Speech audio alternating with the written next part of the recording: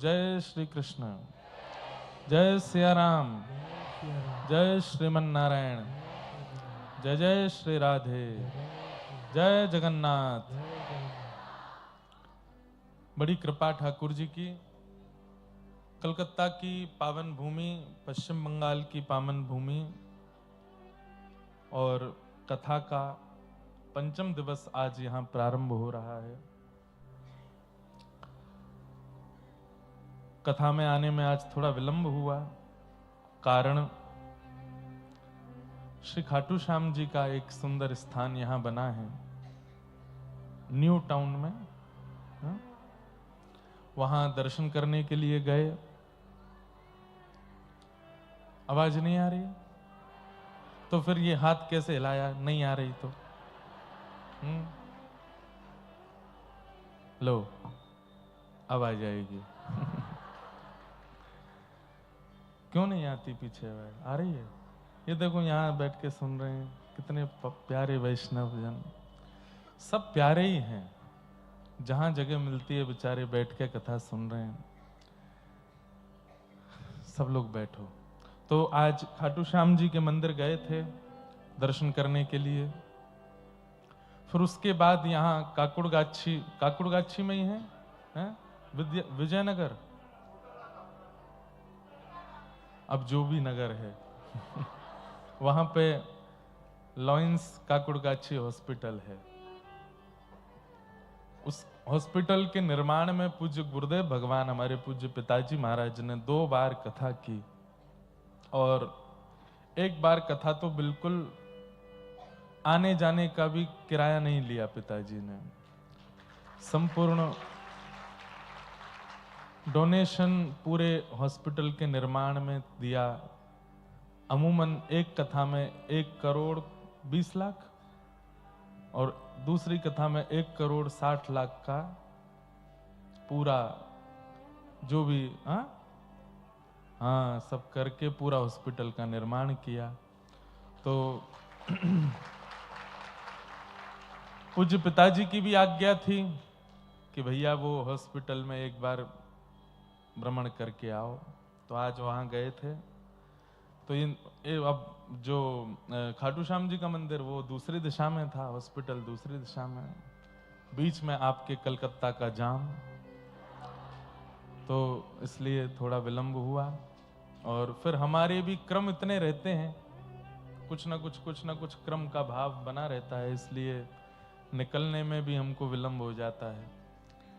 तो आज थोड़ा सा विलंब हुआ, उसके लिए हम सब श्रोताओं से क्षमा प्रार्थी हैं। आप लोग कई श्रोता सुबह से आके बैठ जाते हैं, उसके बाद भी हमारे श्री डोंगरे जी महाराज वो मंच पे आते ही पहले श्रोताओं को हाथ जोड़ के दंडवत करते थे। क्यों?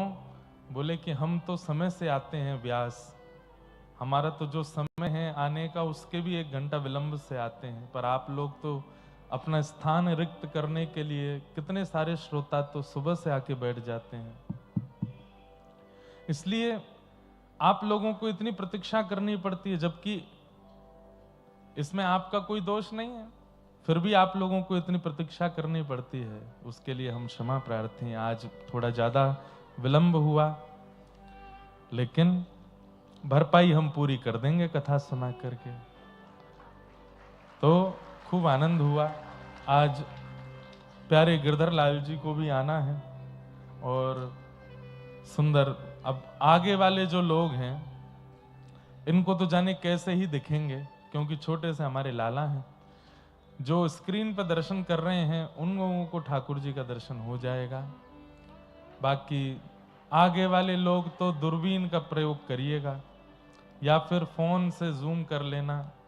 कथा के विश्राम में हमारी हाथ जोड़ के प्रार्थना, मंच पर 3 से 4 लोग ही आएंगे आज ज्यादा भीड़ नहीं आवे, क्योंकि ठाकुर जी रहेंगे मंच पर, और प्रयास करें कि जो धोती में हो वही आवे मंच पर, और कोई भी लोग शाम के सत्र में आज नहीं आवे आरती करने।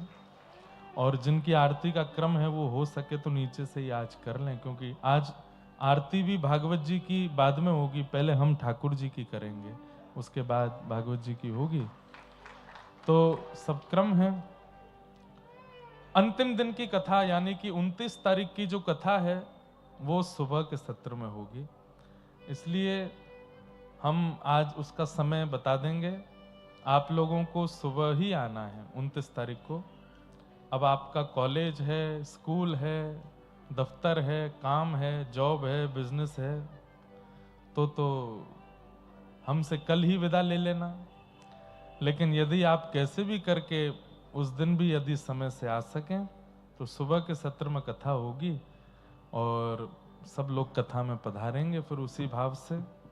और 29 तारीख को ही हम कलकत्ता की अगली कथा की डेट घोषणा करेंगे और आप लोग फिर प्रतीक्षा करना उतनी प्रतीक्षा में।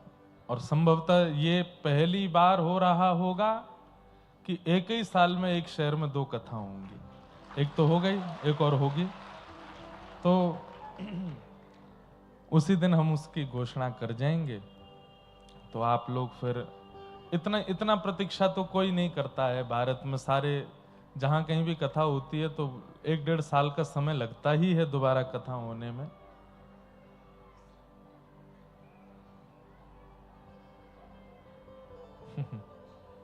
आ रही है अभी आ रही है, अभी भेज रहा हूं।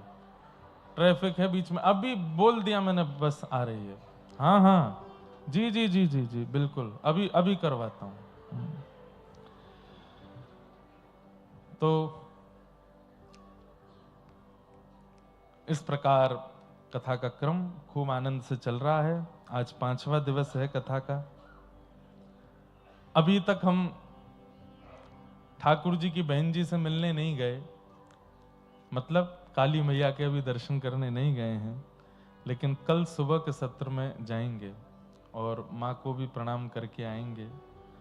और लेकिन कितने बजे जाएंगे ये नहीं बताऊंगा मैं। वो चुपचाप जाएंगे, माँ को प्रणाम करके, और कलकत्ता में थोड़ा अकेले घूम घाम के आएंगे, देख के आए थोड़ा क्या चलता है यहाँ पे। वो ट्राम वगैरह बंद तो हो गई हैं, चलती है, उसमें घूम के आएंगे कैसे चलती है। हमें कोई बोल रहा था उससे बढ़िया तो आप पैदल तेज चल लोगे, वो इतने धीरे चलती है। और देख के आएंगे, भैया ने कहा देर में वो आगे आ जाएंगे सबरे हैं। नहीं है वहां माइक ही नहीं, अभी करवा रहा हूं। कुछ तो करो। वाह जय हो। अरे लाओ, ये देखो कितने सुंदर जगन्नाथ जी आए हैं आज कथा में। वाह वाह, ये देखो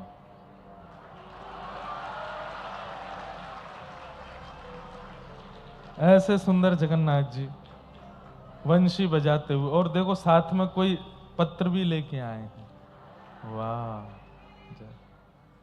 श्री जगन्नाथ महा, यहीं बैठा दो, यहाँ पर, यहाँ बैठा दो, यहाँ बस।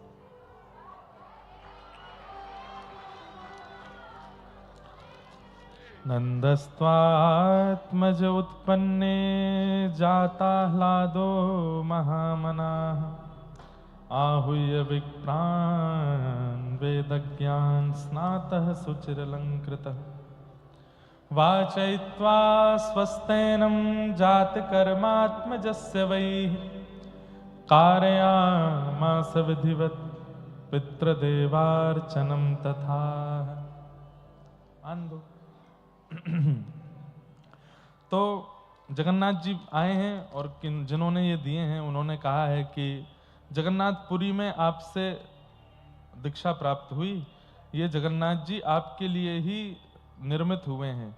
श्रीधामपुरी की कथा में आप तक नहीं पहुंच पाए थे तो इन्होंने आपको ही कोलकाता बुला लिया, आपके साथ जाने के लिए लाल जी की कृपा से नियम पूर्ण होते रहे। ये हमारे संग जाने के लिए आए हैं। वाह जय हो, बड़ी कृपा। महाप्रभु जी बड़े प्रेमी ठाकुर जी हैं, बहुत स्नेह करते हैं, बहुत प्रेम देते हैं। और ये बात हम निश्चित रूप से कह सकते हैं कि कोई श्री जगन्नाथ महाप्रभु जी को एक बार बस बोल दे, आश्वासन दे दे कि नाथ मैं सदा आपका रहूंगा, आप मेरे संग रहो, तो महाप्रभु जगन्नाथ जी कैसे भी पहुंचते हैं। अभी लेते हैं बहन जी, विराज जाओ, अभी ले लूंगा, रुक जाओ। तो खूब महाप्रभु जी प्रेम देते हैं, स्नेह देते हैं। कल हमें भैया एक कथा सुना रहे थे कि एक वैष्णव भक्त पुरी गए दर्शन करने के लिए, और मार्ग में कहीं कमल का तालाब दिखाई दिया, तो उनके मन में आया कितने सुंदर कमल हैं, ये तो महाप्रभु जगन्नाथ जी को अर्पित होने चाहिए। तो सारे कमल वहां से लेकर के अपने गमछा में उन्होंने लपेट लिए, और लेकर के जब पुरी पहुंचे, अब इतने भाव में थे कि उनको पता नहीं चला कि ये कमल बहुत जल्दी खराब हो जाते हैं, बहुत जल्दी मुरझा जाते हैं, सूख जाते हैं। तो जब तक वो पुरी पहुंचे तो वो कमल पूरे सूख चुके थे, ठाकुर जी को अर्पित करने लायक बचे नहीं थे, लेकिन उनका तो भाव था। ठाकुर जी भाव की वस्तु ग्रहण करते हैं। एक बात सुनिएगा, मानव कोई भी वस्तु ग्रहण करता है तो उसमें सब्जी है तो नमक अच्छा होना चाहिए, मिष्ठान है तो मीठा अच्छा होना चाहिए, और रोटी है तो घी मक्खन अच्छा होना चाहिए, आदि आदि वस्तुओं में, सब में गहने पहनेगा तो उसमें हीरा महंगा वाला होना चाहिए, रिंग पहनेगा तो सोना अच्छा वाला होना चाहिए, कपड़े पहनेगा तो ब्रांड होनी चाहिए, बिना ब्रांड का कपड़ा नहीं पहनता। लोगों की अपनी अपनी स्थितियां हैं। जूते चप्पल भी पहनते हैं तो वो भी एक कंपनी होगी उसके पहनते हैं तो ही उनकी, गाड़ी भी एक कंपनी की पहनते हैं। अरे आज तक तो मोहल्ला भी, कौन सी जगह पर रहते हो इसी से उसका स्टेटस नाप लिया जाता है। कलकत्ता के कौन से इलाके में रहते हो, वहां रहता है, अच्छा मुंह बन जाता है, अच्छा वहां रहते हो, वहां तो मच्छी की बहुत बदबू आती है। अब और ज्यादा हम हाईटेक होते जा रहे हैं। पहले बच्चे सरकारी स्कूलों में पढ़ लेते थे, अब तो बच्चों की एडमिशन भी उसी स्कूल में ही पढ़ाना है, और उस स्कूल में पढ़ाने के लिए आजकल हमने सुना है ऐसा होने लगा है, लाखों लाखों में डोनेशन देना पड़ता है, क्या क्या करना पड़ता है, उसके बाद भी एग्जाम क्लियर नहीं हो तो बच्चे का पता नहीं क्या क्या। अब बच्चा उसमें भले ही पढ़ता नहीं है, लेकिन माता पिता को अपनी मित्र मंडली के बीच में जाके ये बताने में गौरव होगा कि हमारा बेटा वहां पढ़ता है, इसलिए बस पढ़ाते हैं बच्चों को वहां पे। हम हर चीज में अपना रूप बना चुके हैं। सब लोग इधर देखिए, ध्यान से सुनिए। भोजन में ये मसाले होने चाहिए, पहनने में ये ब्रांड होनी चाहिए, जूते चप्पल इसके होने चाहिए, गाड़ी ये वाली होनी चाहिए, रहने के लिए घर होना चाहिए, बच्चों के लिए स्कूल होने चाहिए। ठाकुर जी इन सब चीजों का विचार नहीं करते। ठाकुर जी उन रैदास जी के पास भी रह लेते हैं जिन रैदास जी के घर में बहुत व्यवस्था नहीं है, और श्री ठाकुर जी उस मीराबाई के पास भी रहते हैं जिनके पास करोड़ों की संपत्ति है। ठाकुर जी को अगर चुनना हो तो श्रेष्ठ घर ही चुने, पर नहीं, ठाकुर जी भाव चुनते हैं। भाव जिसका श्रेष्ठ है वो सामान्य भी है तो मुझे स्वीकार है। तो कमल लेकर के गए, कमल सारे सूख चुके थे।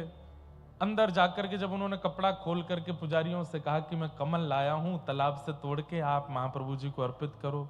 कमल देख करके पुजारी जी बोले सूखे, बेकार हो गए, ये तो किसी काम के नहीं रह गए ठाकुर जी के लिए, चलो लेके जाओ इनको, ये नहीं चढ़ेंगे महाप्रभु जी को। बोले अरे मैं इतनी दूर से लाया हूं, आप क्यों नहीं, तो थोड़ी कहा सुनी हो गई तो पुजारियों ने उस व्यक्ति को भी बाहर कर दिया। बोले तुम भी जाओ बाहर और ये अपने कमल भी लेके जाओ, एक भी नहीं चढ़ेगा ठाकुर जी को। बाहर जाकर के वो व्यक्ति इतने व्याकुल हो गए कि नाथ हम कमल लेकर के आए और आपने स्वीकार नहीं किया। पुजारियों ने और बाकी सब ने मिलकर के भले ही कमल ठाकुर जी को अर्पित ना करवाए, बाहर निकलवा दिए, लेकिन रात्रि शयन के बाद जब पुनः ठाकुर जी का सुबह दर्शन हुआ तो वही सारे कमल जो बाहर फेंकवा दिए गए थे पता नहीं कहां से पुनः गर्भगृह में पहुंच गए। ठाकुर जी ने अपने आप ही उनकी माला, उनका श्रृंगार बना बना करके अपने मुखमंडल पर और अपने तन पर धारण किया, और तब से महाप्रभु जगन्नाथ जी का कमल श्रृंगार होता है। क्या क्या बोलते हैं उसे, पद्म भेष, पद्म भेष होता है, पद्म कमल को कहते हैं। आज भी ठाकुर जी अगर पुष्प कमल के नहीं हैं, इतने उड़ीसा में नहीं मिल पाते, तो आर्टिफिशियल बनवाएंगे, लेकिन बनाते हैं, कमल वेश धारण करते, पद्म वेश पहनते हैं एक भक्त की स्मृति में। तो महाप्रभु जगन्नाथ जी कितने प्रेमी हैं। आप बस भाव से कोई वस्तु प्रदान करके आइए, आपको इतने आश्चर्य दिखेंगे, इतने चमत्कार होते हैं जगन्नाथपुरी में। महाप्रभु जी खूब कृपा। मैं तो एक बार अभी जब कथा थी कुछ महीने पहले, कौन से महीने में हुई थी? सितंबर में कथा हुई पुरी में। अभी हमारी फिर से कथा है,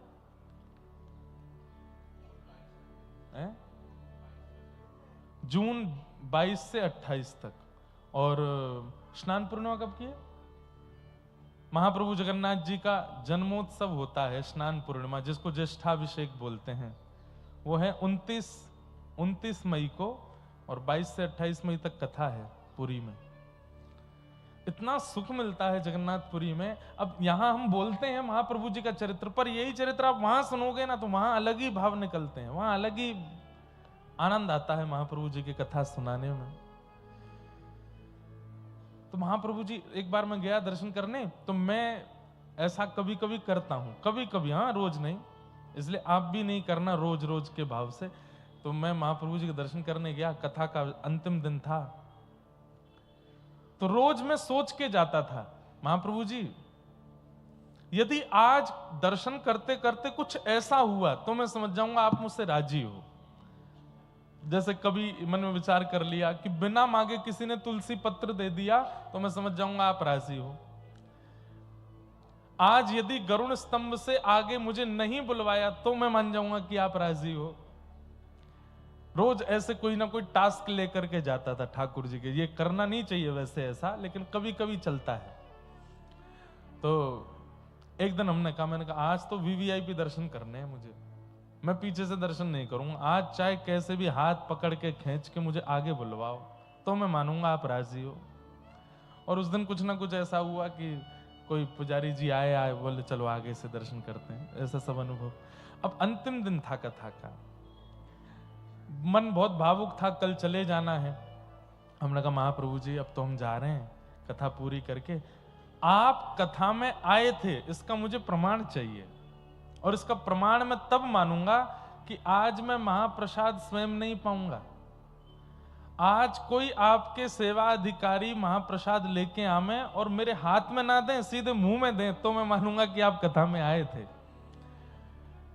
अब ये तो बहुत बड़ा टास्क दे दिया ना, लेकिन महाप्रभु जी की लीला देखो। उस दिन आगे से ही दर्शन कर रहा था मैं, और वो एक महाप्रसाद, अनेक अनेक प्रकार के महाप्रसाद बनते हैं, तो एक महाप्रसाद में थोड़ा मीठा महाप्रसाद होता है, उसमें दालचीनी भी होती है। कालिया, कानिका, कानिका है, कनिका, कनिका। अच्छा, तो अंदर से कोई पुजारी जी आए, मैं दर्शन कर रहा था और मैं कह रहा था आज तो बड़ा टास्क दिया है ठाकुर जी, ना मैं हाथ ऐसे करूंगा ना मैं पाऊंगा, कोई आके अपने आप ही मुंह में खुद खवावे, मुंह भी मैं नहीं खोलूंगा, वो यो पकड़ के खोल के खवावे तो मैं मानूंगा कि आप कथा में आज आए थे। और बस मैं घुटने पे बैठ के ऐसे दर्शन कर रहा था, सन्मुख अंदर जाने की अनुमति नहीं थी, बस थोड़ा आगे ले गए थे पुजारी जी। कहां से एक पुजारी जी आए सीधे, और पहले तो वो आए या पीछे खड़े थे, मैं सामने जगन्नाथ जी की तरफ ऐसे हाथ करके, और यहाँ होठ में तो जा नहीं पाया तो नाक में एक आध डाला उन्होंने, खोलो खोलो पाओ प्रसाद पाओ। और बस उन्होंने महाप्रसाद जैसे ही मुख में दिया, अब उसके बाद क्या हुआ वो बताने की जरूरत नहीं है, वो आप समझ जाओ कि क्या हुआ होगा।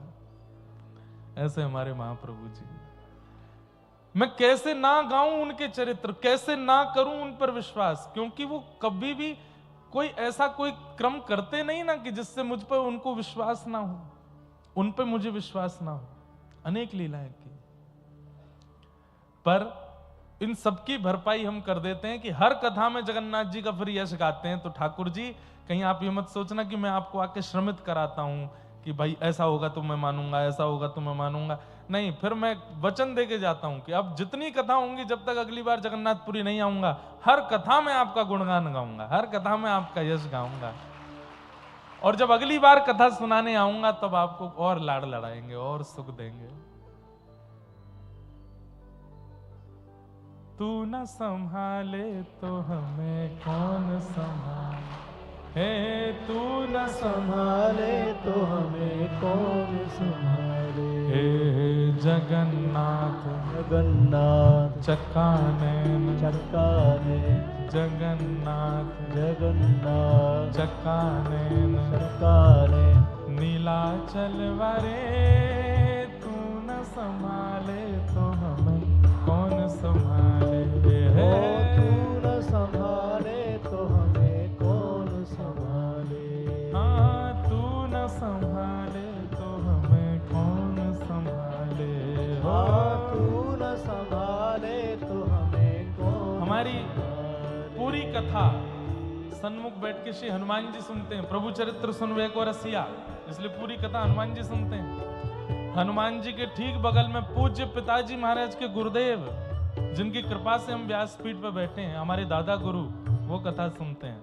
उनके बगल में हमारे व्रज के रसिक संत श्री पंडित गया प्रसाद जी महाराज, वो कथा सुनते हैं। सामने हमारे इष्ट, क्योंकि हम रामानुज परंपरा से, इसलिए हमारे साक्षात नारायण प्रभु कथा सुनते हैं। और इन सब के बीच में पूरी कथा दोनों आजानुबाहु लंबित भुजा करके महाप्रभु जगन्नाथ जी कथा सुनते हैं। ये हमारे जगन्नाथ जी पूरी कथा श्रवण करते हैं, सारी कथा, और हर जगह जाते हैं कथा सुनने के लिए। हे जगन्नाथ चक्कानैन चक्कानैन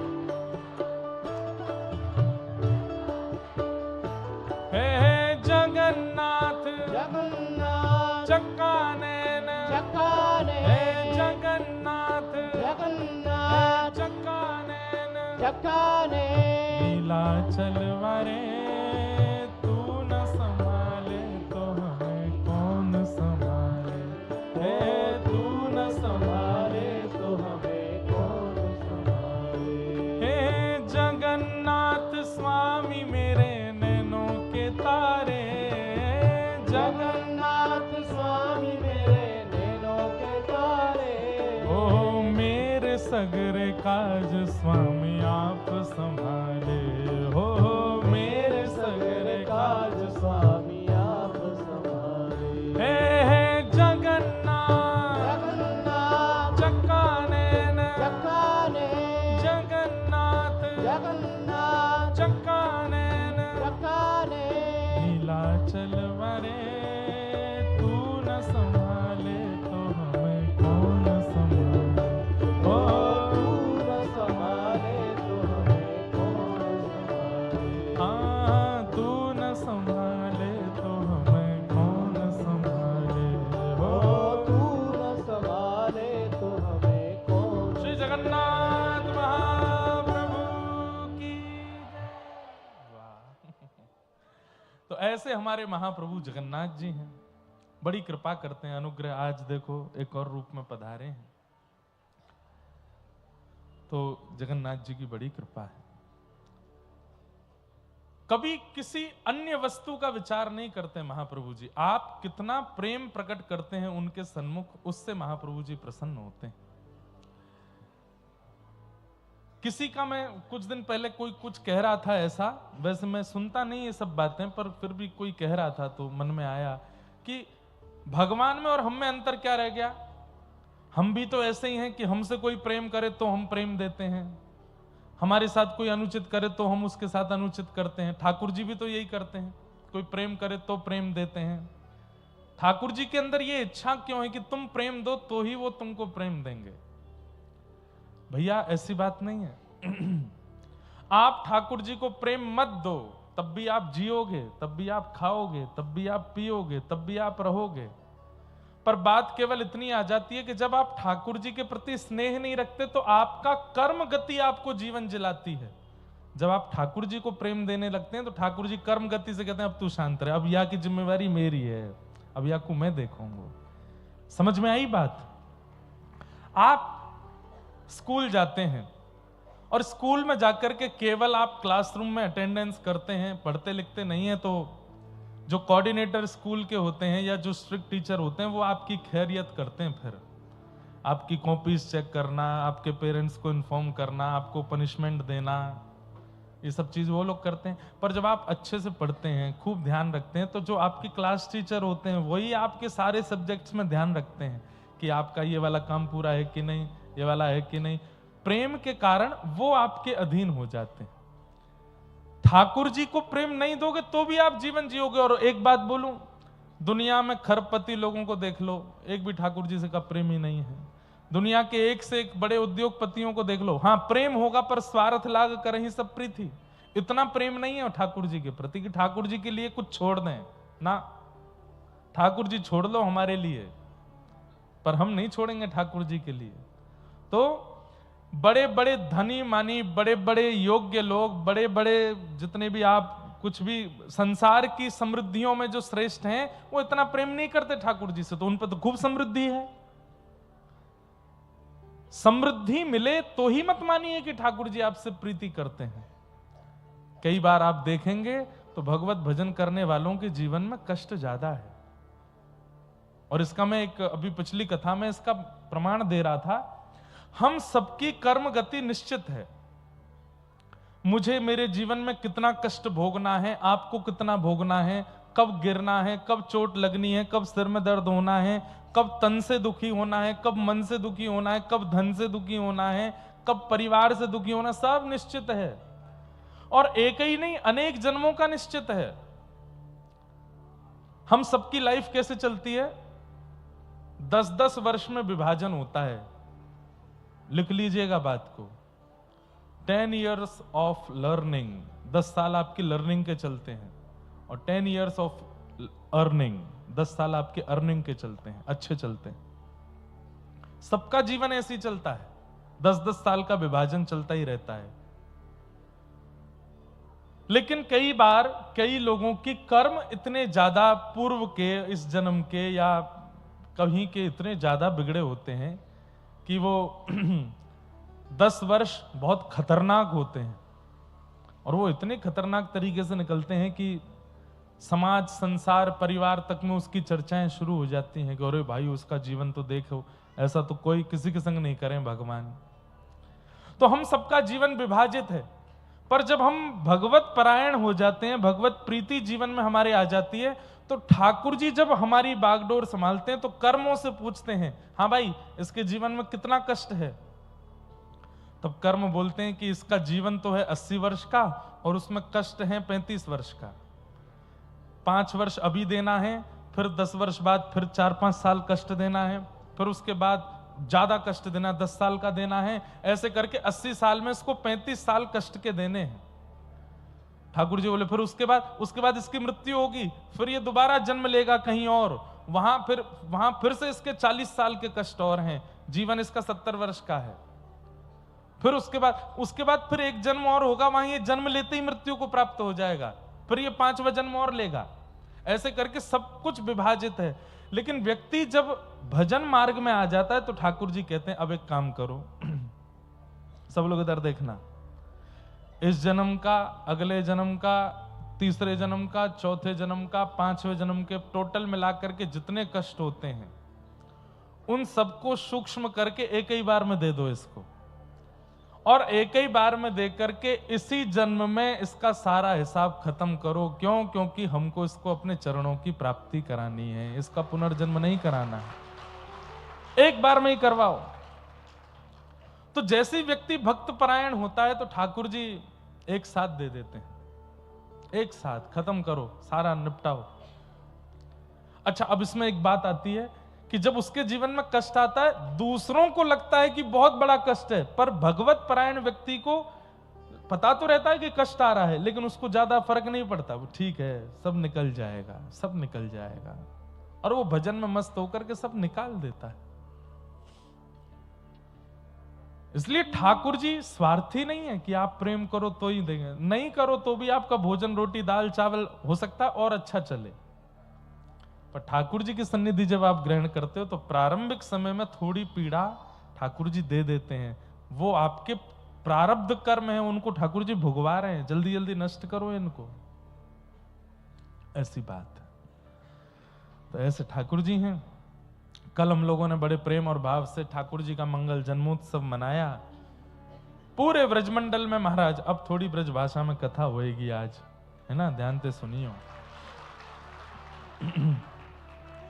कल तो मथुरा में जन्म लिया तो ही बधाइयां लुटने लगी, हमने तो फिर जल्दी जल्दी कथा पूरी करी। मैंने कि अब क्या सुनाएं, अब आधे लोग तो खड़े ही हो गए थे।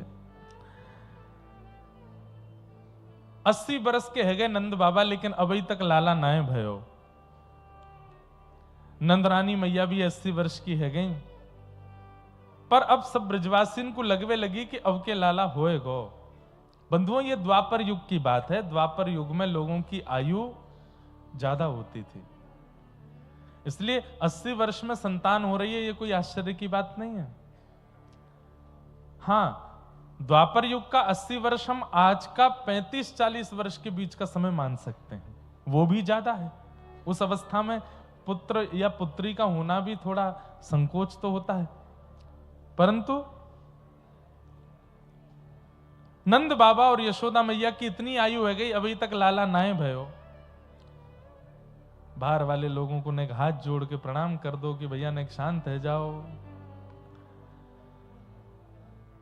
तो नंद बाबा के कुल पुरोहित हैं, उनका नाम है सांडिल्य मुनि। क्या नाम है? कई ब्राह्मण हैं वो सांडिल्य गोत्रीय होते हैं, कई ब्राह्मण गर्ग गोत्रीय होते हैं। गर्ग हमारे वैश्यों में भी होते हैं और गर्ग गोत्र ब्राह्मणों में भी होता है। तो श्री गर्गाचार्य जी महाराज के ये सब ऋषियों की ही संतान है ब्राह्मण। तो गर्गाचार्य जी जो हैं ये वसुदेव जी के कुल पुरोहित हैं, मतलब भगवान के अगर कुल पुरोहित, असली कुल पुरोहित हैं वो गर्गाचार्य जी हैं। लेकिन क्योंकि ठाकुर जी नंद बाबा के यहां आ गए तो नंद बाबा के कुल पुरोहित कौन है? सांडिल्य मुनि। तो जब तक ठाकुर जी का प्राकट्य नहीं हुआ था तो सांडिल्य मुनि जी समय समय पर आकर के यज्ञ हवन कराते थे कि भाई नंद बाबा के लाला है जाए। लेकिन हमारे पूज्य नाना जी सुनाते, एक बार सांडिल्य मुनि बड़े व्यस्त थे और नंद बाबा ने प्रार्थना की कि एक पुत्र कामिष्ठी यज्ञ कर दीजिए। तो सांडिल्य मुनि बोले मैं तो व्यस्त हूं, मैं अपने भांजे को भेज दूंगा, वो मोते ज्यादा विद्वान है। और भांजे जो थे वो पहले कभी आए नहीं थे ब्रजमंडल, उन्होंने आकर के यज्ञ आदि किया और यज्ञ करने के भाव से अनेक ब्राह्मणों को लेकर के आए थे साथ में। यमुना जी के तट पर नंद बाबा ने बढ़िया टेंट सिटी जैसी बनवा दी, उसी में ब्राह्मण रहते हैं, यमुना जी में स्नान करते हैं, चकाचक हलवाई प्रसादी बनाते हैं, पाते हैं और ब्राह्मण देवता अनुष्ठान करते हैं। अनुष्ठान में बंधुओं जितनी महत्ता मंत्रों की है, जितनी महत्वता यज्ञ वेदी आदि नियमों की है, उतनी ही महत्वता ब्राह्मण की प्रसन्नता की है। वो प्रसन्न होना चाहिए। आजकल ऐसा होने लगा है कि यज्ञ कराते हैं, अनुष्ठान कराते हैं, विवाह भी कराते हैं, लेकिन ब्राह्मण को प्रसन्न नहीं करते। वो यजमानों के व्यवहार से, यजमानों की बातों से, यजमानों के जो परिकल्पना होती है उससे ब्राह्मण दुखी हो जाता है। अब आप पैसा कितना लगा रहे हो, व्यवस्था कितनी कर रहे हो, उससे कोई फर्क नहीं पड़ता, पर ब्राह्मण यदि प्रसन्न नहीं है तो यज्ञ सफल नहीं होगा। उसकी प्रसन्नता बहुत जरूरी है। तो नंद बाबा ने खूब सुंदर सबके भवन बनवा दिए और सब ब्राह्मण यमुना जी के तट पर पहुंचे। नंद बाबा बोले बढ़िया चकाचक आप लोग प्रसाद पाओ, हमने मथुरा के बढ़िया वाले हलवाई बुलवा रखे हैं, देसी घी में बढ़िया सब प्रसादी बनाएंगे, प्रसाद पाओ और यज्ञ करो, जप करो, घर में लाला होना चाहिए। और संकल्प में ये कह दीजिएगा विष्णु आराधनार्थाय, हमको लाला इसलिए नहीं चाहिए कि कल को वो हमारो अंतिम संस्कार करेगो या हमारे वंश को आगे बढ़ावेगो या खूब धन संपत्ति बढ़ावेगो, नहीं, हमको लाला हमारे चाहिए। 9 लाख गैया हैं, हमारे बाद उन गैयान की सेवा कौन करेगो? हमारे घर रोज संत आवे, उन संतन की पधरामनी कौन करेगो? अब भैया मैं नंद बाबा इतना बड़ो बूढ़ो हैगो, मैं चलो जाऊंगा तो मेरे बाद गौ ब्राह्मण संतन की सेवा रुके नहीं, इसलिए एक लाला चाहिए। फिर भले ही 7 लाली है जाए, अब लाली तो फिर अपने घर चली जाएगी ना, या घर को कौन संभालेगो, और या घर में आवे वाले संत गैयान की सेवा कौन करेगो, या हमारे एक लाला चाहिए। मतलब समझे, पुत्र की कामना भी किस लिए कर रहे हैं, संत गौ ब्राह्मण इनकी सेवा के लिए। हमें तो लगता है ठाकुर जी ने संकल्प सुन के ही मन बना लिया होगा कि भैया गौ ब्राह्मण संतन की सेवा के काज कोई और नहीं आवेगो, तब तो मैं ही आऊंगा, तब तो मुझे आना पड़ेगा, क्योंकि संतन की सेवा गैयान की सेवा मुंह तो बढ़िया कौन करेगा। तो ब्राह्मणों ने संकल्प लिया कि गौ ब्राह्मण प्रतिपालक एक संतान नंद बाबा के यहां हो। लेकिन हमारे मथुरा के हलवाई कलकत्ता के हलवाइयों को टक्कर देते हैं। कचौड़ी बनाने में, पकौड़ी बनाने में, मिष्ठान बनाने में हमारा व्रज कलकत्ता से पीछे नहीं है। आपके यहाँ की भले ही संदेश आप हमको कितनी भी वैरायटी के खिला दो, पर जो स्वाद हमारे मथुरा वृंदावन की रबड़ी में आ जाता है ना महाराज, ऐसे पछाड़ खा के संदेश नीचे गिरता है। फिर व्रज की रबड़ी के आगे, व्रज की लस्सी के आगे, व्रज के पेड़ान के आगे संदेश ऐसे डोले। जय हो ताऊ जी तो यही है। मिष्ठान का जन्म, मिष्ठान का प्रादुर्भाव तो हमारे व्रज से ही हुआ है। ये गौ रस की जितनी सामग्रियां बनती हैं, गौ रस से बनने वाली सामग्रियों का निदान तो व्रज ने ही किया है, और बाद में फिर कलकत्ता वाले ले गए। लेकिन आज भी ब्रज का जोर नहीं है। अब तो थोड़ी मिलावट ज्यादा होने लग गई है सब जगह, पर फिर भी ब्रज आ गई है। ब्रज की वस्तु अलग ही होती है। तो मथुरा के हलवाई ऐसा ऐसा सुंदर पकवान बना बना करके खवामे महाराज की। सुबेरे उठते ही ब्राह्मण देवता स्नान ध्यान करके जैसे ही बैठे संध्या वंदन करने, हलवाई कह दें आओ आओ आओ महाराज, बाल भोग तैयार है गयो। हमारे व्रज का बाल भोग क्या है, आलू की सब्जी और बेड़ई, पूड़ी नहीं बेड़ई, मसाला पूड़ी होती है, वो अलग तरीके से बनती है। अब उसमें क्या बनता है ये तो मुझे नहीं पता, पर बेड़ई और सब्जी, और उसके साथ में काशी फल की सब्जी और होगी, वो थोड़ी मीठी होती है। कई इनके तो आगो मुंह में पानी, कब जाएंगे कब पाएंगे।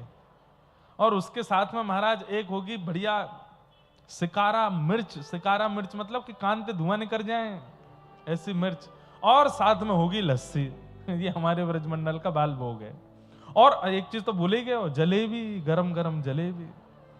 और जलेबी भी आप गिरिराज जी जाओगे तो वहां आलू की जलेबी मिलती है। आलू की जलेबी हमको लगता है ब्रह्मांड में केवल ब्रज में ही बनती है, आलू की जलेबी। हमको तो यहां से सीधे कटनी जाना है कथा करने, नहीं तो एक दिन जाके खाए आते सब। तो सुबह सुबह ब्राह्मणों ने जैसी प्रसाद पाया, इतना स्वादिष्ट प्रसाद। देखो नशा जो होता है ना वो बहुत चीजों में होता है। पहला धन में होता है। बहुत धन जब आ जाता है ना तो भी व्यक्ति मदमस्त हो जाता है। मदमस्त व्यक्ति क्या कैसा होता है, अपनों को ही पहचानना भूल जाता है। तो वो केवल नशा करने वाला व्यक्ति नहीं, कई बार धनवान व्यक्ति भी, दूर की बुआ का बेटा, इसको हम नहीं जानते, दूर रहे थोड़ा, ऐसा ऐसा करने लगते। धन में भी मद होता है। दूसरा कंचन में भी मद होता है, स्वर्ण में भी मद होता है। बहुत स्वर्ण आ जाए तो भी व्यक्ति मदमस्त हो जाता है। तीसरा कामनी, सुंदर कन्या से ब्याह हो जाए तो भी व्यक्ति मदमस्त हो जाता है। वो अपने चाचा ताऊ के बच्चों को फिर कुछ समझता ही नहीं है। फिर देखी भाभी देखी, तो उसमें भी मद आ जाता है।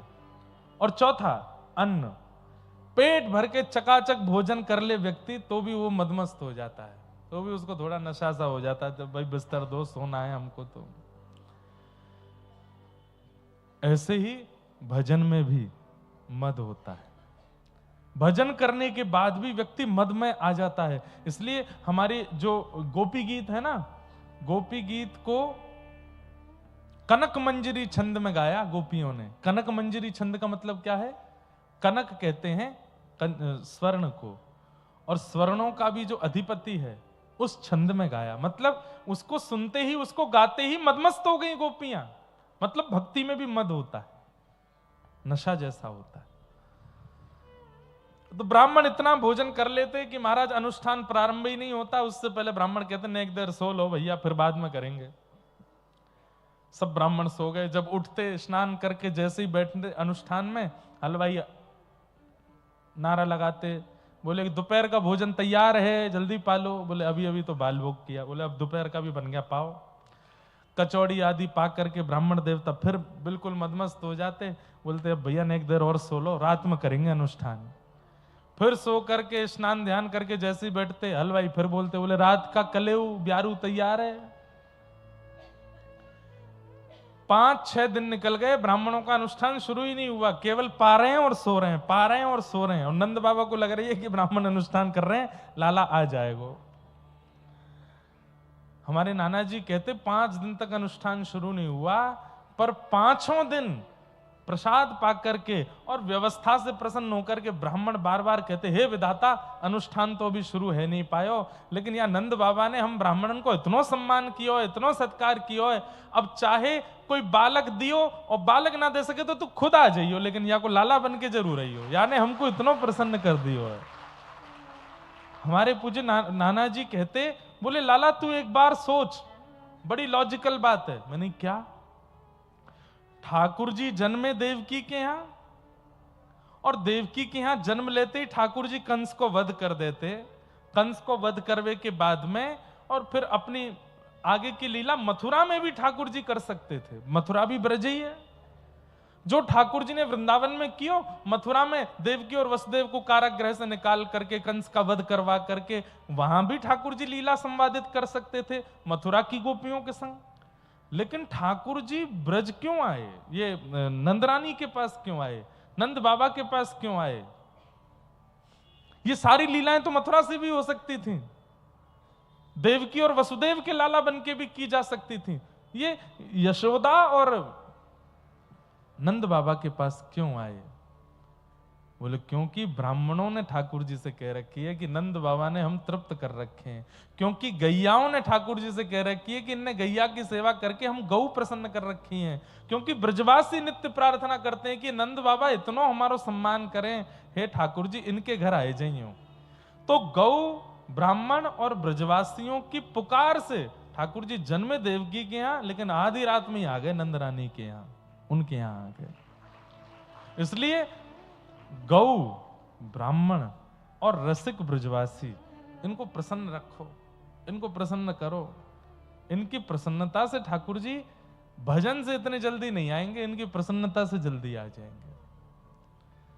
लेकिन जहां इन्हीं का ही आपके द्वारा कोई अपराध अपमान बन जाए तो फिर दूर हैं ठाकुर जी। अभी जिस धाम में जाओ, चाहे जगन्नाथपुरी जाओ, चाहे आप वृंदावन जाओ, चाहे आप द्वारिका जाओ, धाम के लोगों को प्रसन्न करो। क्योंकि भैया नीचे के लोग खुश होंगे तभी राजा खुश रह पाएगा। एक कथा सुनाए, एक राजा था, उसके पास एक कुल पुरोहित आते थे, पंडित जी।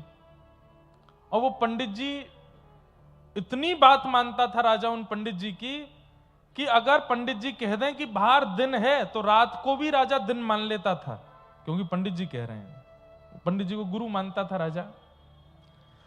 अब राजा इतना ज्यादा अधीन हो गया कि पंडित जी को अभिमान हो गया कि अब मैं जो कहता हूं राजा वही करता है, मेरे अलावा ये कुछ करेगा नहीं। और इस मद के कारण राजा के नीचे जो मंत्री, सेनापति आदि आदि ये थे, इनको वो पंडित जी कुछ समझते ही नहीं थे। जब पंडित जी राजभवन में प्रवेश करते थे तो मंत्री, महामंत्री, सेनापति सब कहते, पंडित जी राम राम, दूर रहो, हमारा तो सीधा कनेक्शन राजा से है, राजा हमारी सीधी बात सुनता। मंत्री महामंत्रियों को प्रणाम करूंगा मैं? तो मंत्री, सेनापति आदि इन लोगों ने सोची ये पंडित जी बहुत ज्यादा जो है उड़ने लगे हैं, ये राजा से इनका सीधा संबंध क्या हो गया, ये हमको इंसान ही नहीं समझते हैं।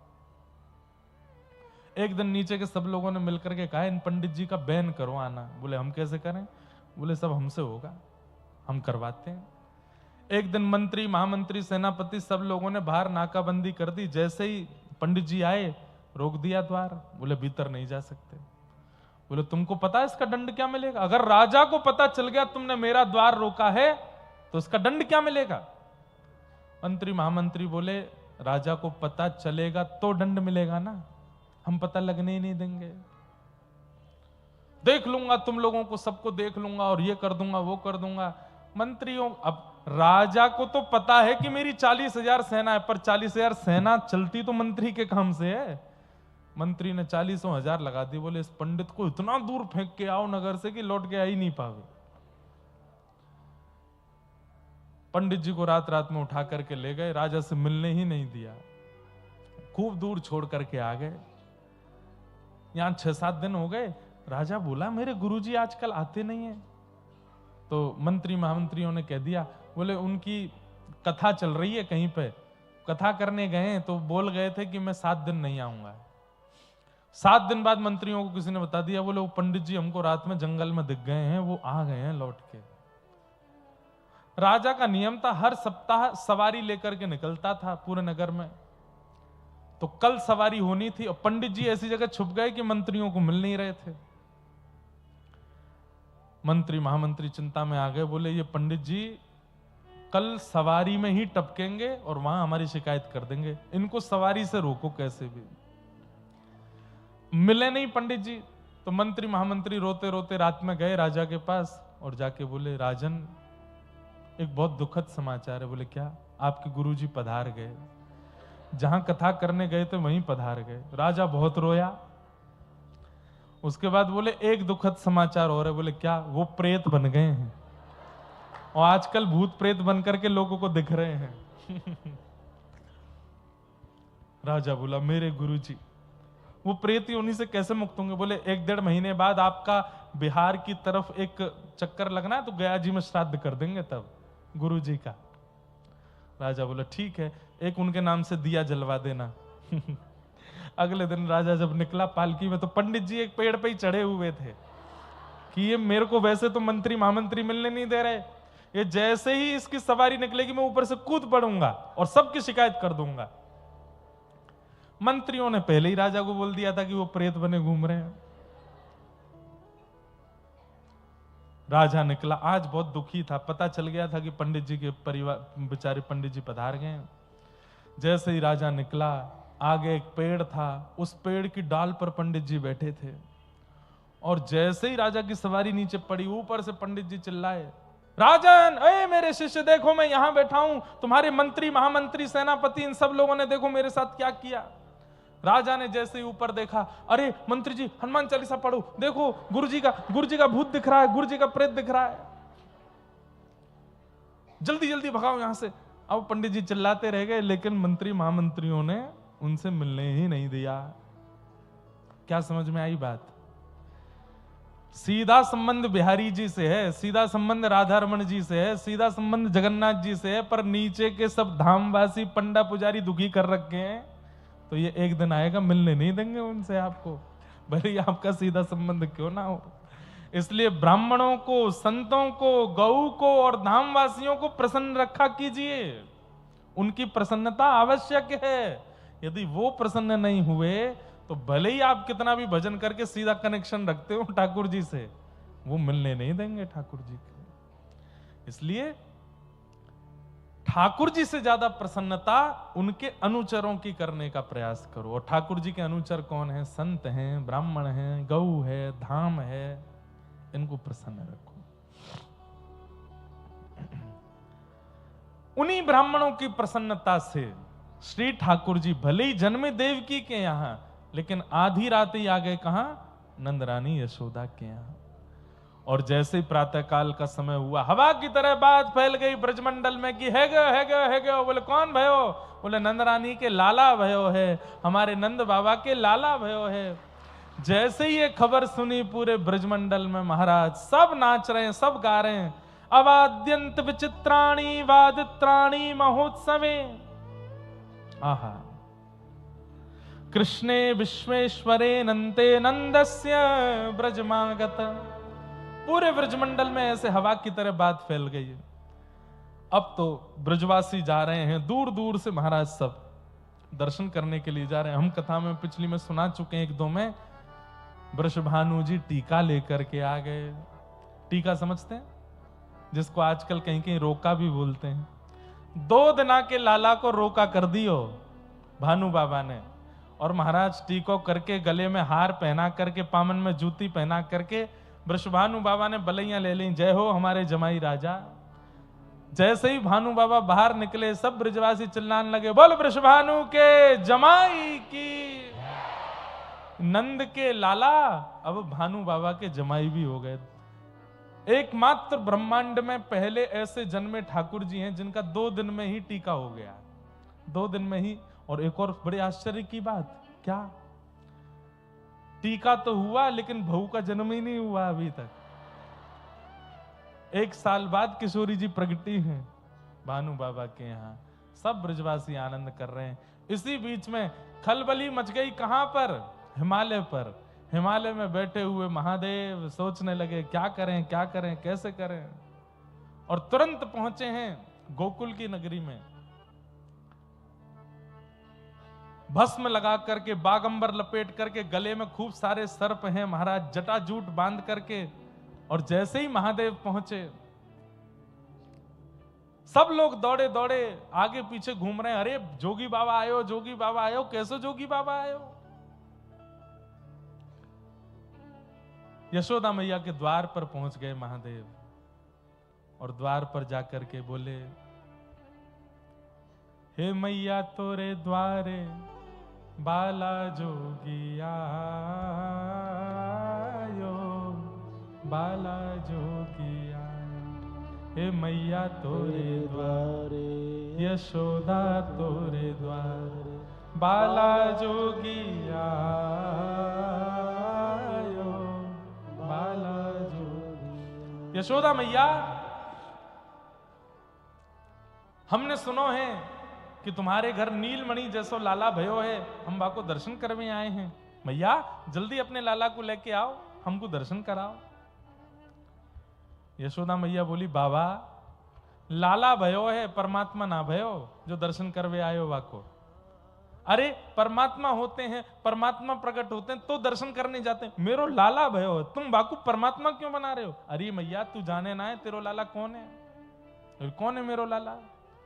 बोले त्रिभुवन का स्वामी, देवों का भी देव, महादेव का भी देव। और ये महाराज बखान करने लगे, धर्म ही ते पायो यह धन, धर्म ही ते पायो। हे मैया, ये जो धन तेरे घर आयो, ये तेने बड़े पुण्य किए तब जाके तेरे घर आयो है।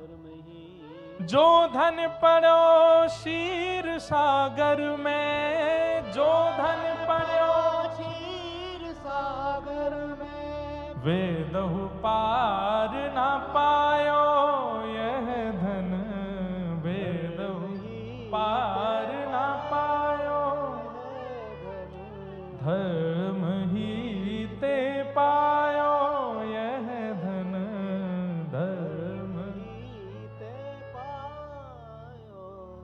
नीके राख यशोदा मैया। नीके, नीके मतलब संभाल के, यशोदा मैया। नारायण घर